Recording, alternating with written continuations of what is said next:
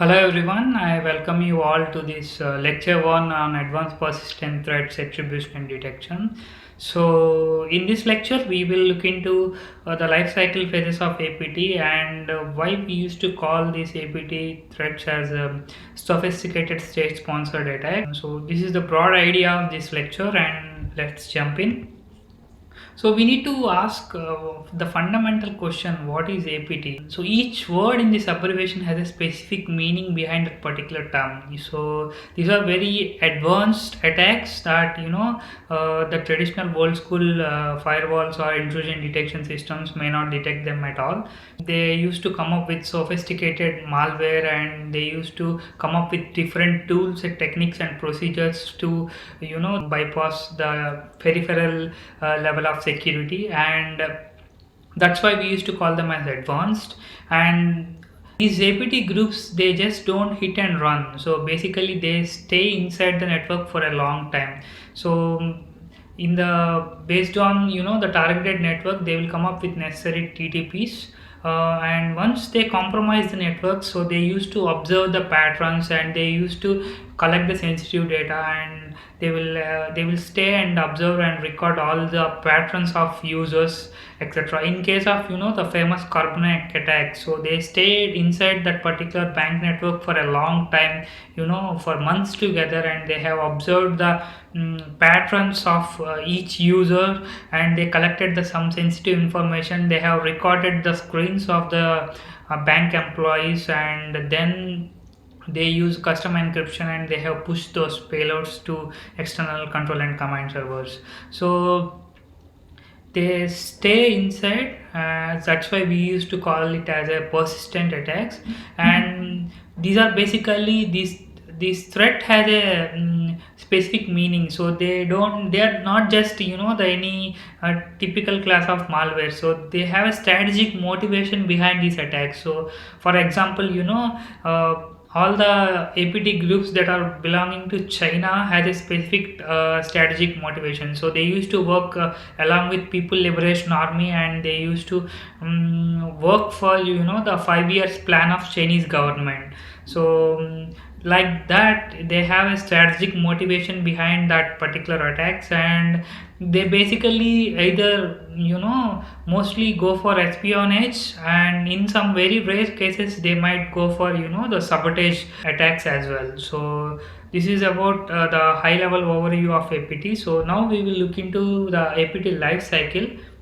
So if you look at the APT life cycle, so this is not just the single stage attack. So this is APT is multi-stage attack. So we have broadly 6 phases in this APT life cycle. The first phase is reconnaissance phase. In this reconnaissance phase, the attackers do a lot of research about the targeted network, and they estimate where they may found the sensitive information, and based on that they will design the tools, techniques, procedures to attack that particular organization. And in the second phase, that is initial compromise phase, in this phase the attacker may look for the open vulnerabilities in that particular network. They will do scanning for the entire organization. They might find some loopholes in the network and they try to exploit them.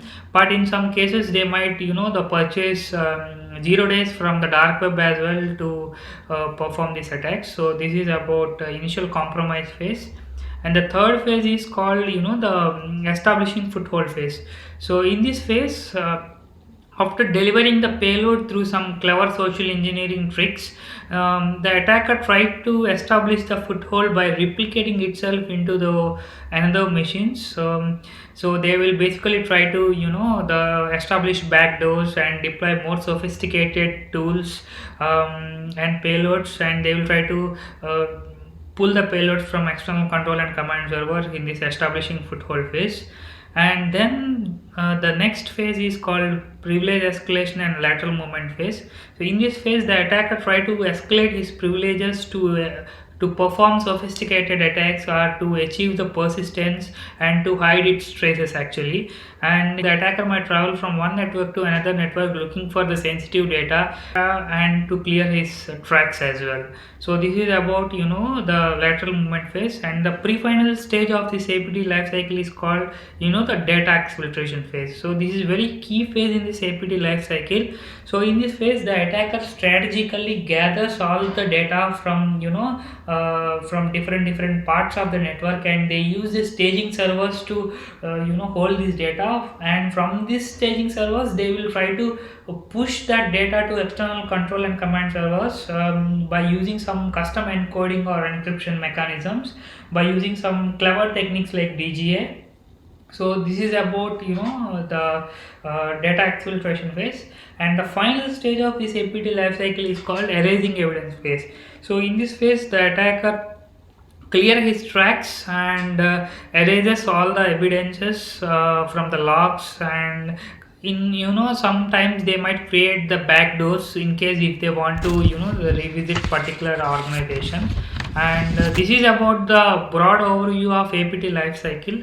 Now from a theoretical perspective, if you see this, you may think that it is very it is like any other attack, we can perform it easily, but it is not like that. So it needs lot of planning and perfection and different techniques, clever techniques to achieve persistence and a perfect execution. So these APT groups are basically very highly sophisticated payloads, and they used to design the malware in a clever way. So for example, I would like to quote couple of things that we have observed in the literature of these APT groups. So for example, the Deep Panda group, so this belongs to Chinese APT. So these group identified that the most of the organization use Ekinetic scanners to perform network scanning in the large scale organizations. So they have come up with a 0 day in this particular Ekinetic servers, and they exploited those vulnerabilities widely as a point of entry to the various organizations across the world.